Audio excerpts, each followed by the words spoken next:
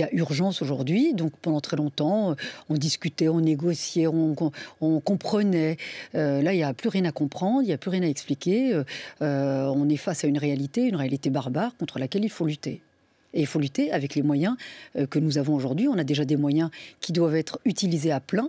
Et donc, cette guerre contre cette barbarie, on peut le faire. Dites pas islamisme radical ? Non, l'islamisme radical, c'est effectivement c'est une forme de terrorisme, c'est une forme de barbarie.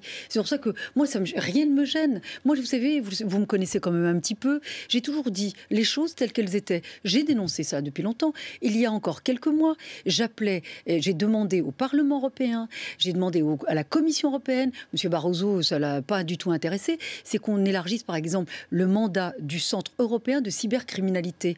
Pourquoi ? Pour que ce Centre européen de cybercriminalité puisse interdire tous les sites qui incitent au djihadisme et à l'apologie, qui font l'apologie du terrorisme. C'est très facile à faire. Il suffisait qu'on puisse élargir et donner plus de pouvoir à ce centre européen de cybercriminalité. Parce qu'est-ce qu'il faut savoir ? Et ça va venir, ça va venir ? Ça va arriver maintenant ? Oui, j'étais ce matin encore au Parlement européen. Nous avons demandé deux choses. Un, que les pouvoirs du Centre européen de cybercriminalité soient élargis et que nous ayons enfin, parce que les socialistes au Parlement européen ont voté contre, il faut le savoir, les socialistes et les libéraux ont voté contre le fameux PNR. C'est quoi ? Passenger Name Record, voilà, c'est-à-dire un registre européen de tous les passagers, notamment les passagers aériens, pour savoir qui voyage sur notre territoire, dans notre ciel, et qu'on puisse intercepter, suivre les personnes qui sont considérées comme suspectes. Alors Manuel Valls annonce qu'il sera appliqué en septembre 2015. Vous y croyez ? Monsieur Valls, il fallait qu'il donne comme consigne à ses troupes, aux socialistes français qui sont au Parlement européen, de voter pour.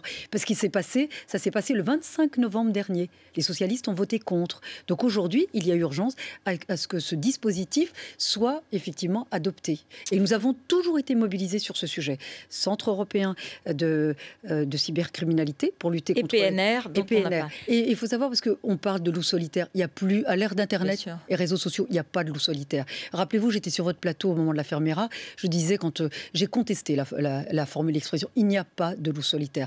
Tout le monde est connecté. Bernard Squarcini et Claude Guéant qui l'évoquaient, qui étaient dans le gouvernement auquel vous avez appartenu. Ce que je vous disais, c'est que j'ai toujours considéré qu'il fallait dire les choses. Il n'y a pas de loup solitaire à l'ère d'Internet. D'ailleurs, ces sites Internet deviennent des camps d'entraînement virtuels. C'est-à-dire qu'ils sont devant, comme dans les jeux vidéo, et ils se forment devant ces sites Internet. Donc aujourd'hui, il faut prendre les mesures radicales en ce sens. Alors Manuel, ce qu'il faut faire aujourd'hui, c'est de créer des prisons sécurisées, spécifiques, spécialisées pour ce type de détenus. Donc pas des quartiers, mais des prisons. Non, avec des cellules individuelles, et de là mettre du personnel pénitentiaire extrêmement formé. Pourquoi ? Parce qu'ils détectent l'évolution des comportements. Et ça, c'est une mine d'informations extrêmement précieuse. Si vous mettez des quartiers dans toutes les prisons de France, les magistrats spécialisés auxquels il faut donner beaucoup plus de moyens sont à Paris pour l'essentiel. Donc si on fait des quartiers dans toutes les prisons de France, ça suppose qu'on forme tout le personnel pénitentiaire. Ça sera difficile et ça prendra beaucoup de temps. Et très compliqué.